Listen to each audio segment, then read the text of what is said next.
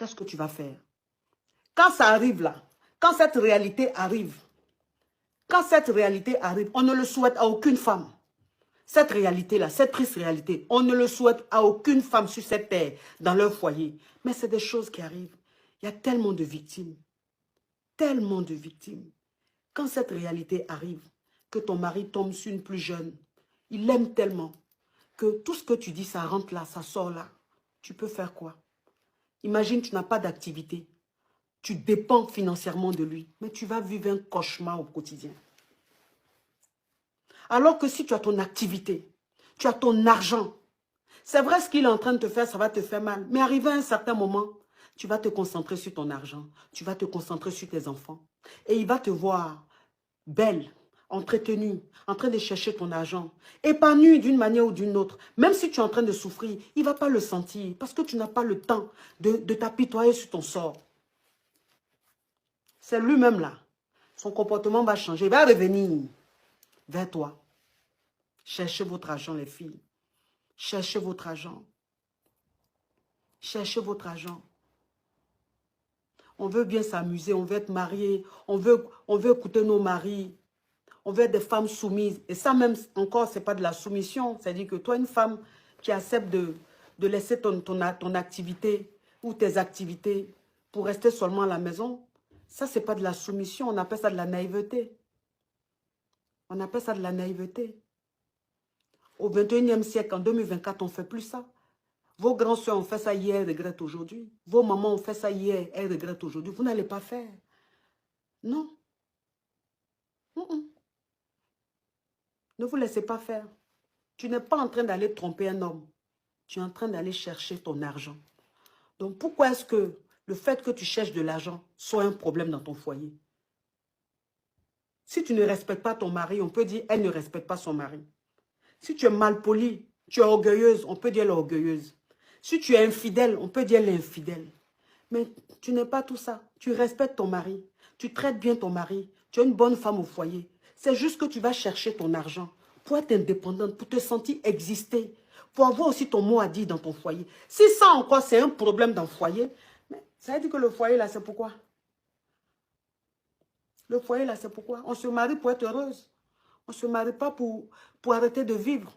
Parce que le travail, c'est ça la vie d'une femme.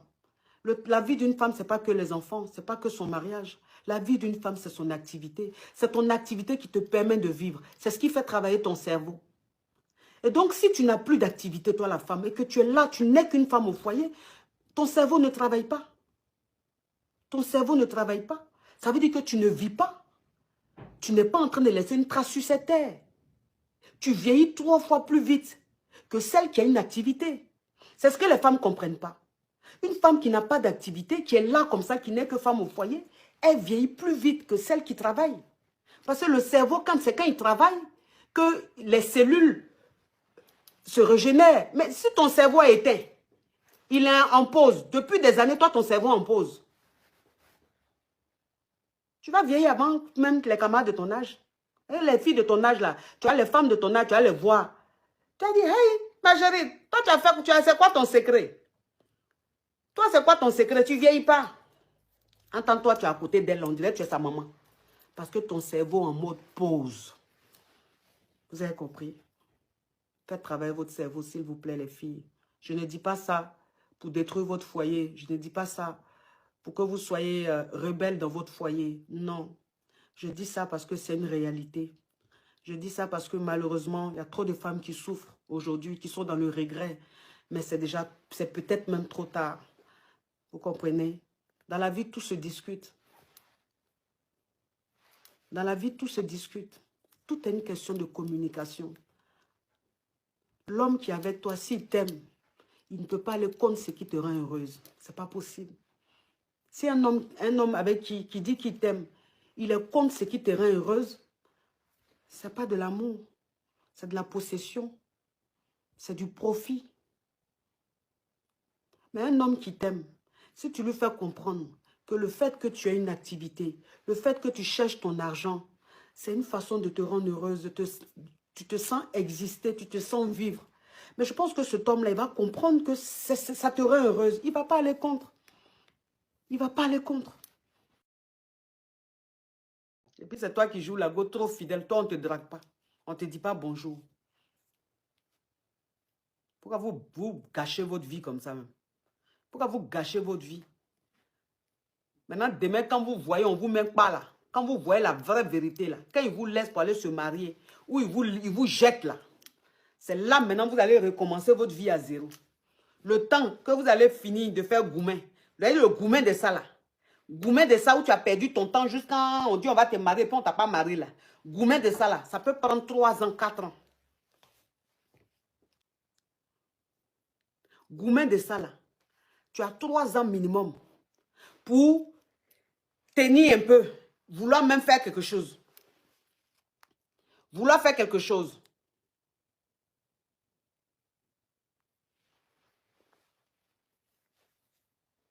Entends, lui, il est devant. Hein. Lui, il y a longtemps, c'est son pied là.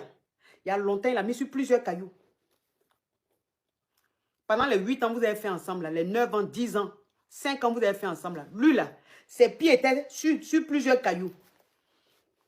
Et puis, il a fait son choix. Mais toi, maintenant, qui es la sœur Teresa, là, tu n'as pas ton pied sur un caillou, rien du tout.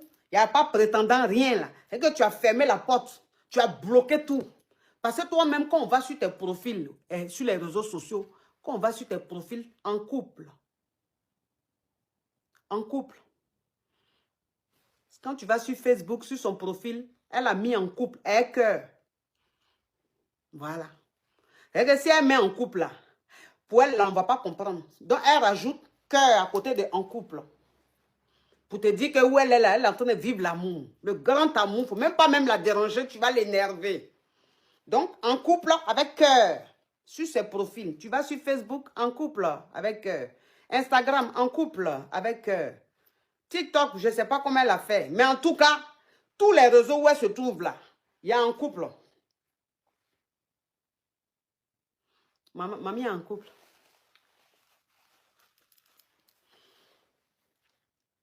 Oh, White, thank you so much. You're a beautiful girl. Donc, le gars même, elle s'est dit que elle est contente parce qu'elle s'est dit, comme elle a mis en couple là, son chéri voit ça, il est fier d'elle. Il sait qu'elle est fidèle. Il sait qu'elle est sérieuse. Qu'elle est contente.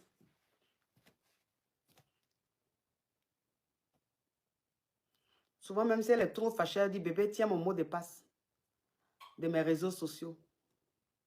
Donc, le gars même, il a les mots de passe. Il rentre dans son Facebook. Il rentre dans son Instagram. Il rentre dans son Snap. Tranquille. Elle est tranquille.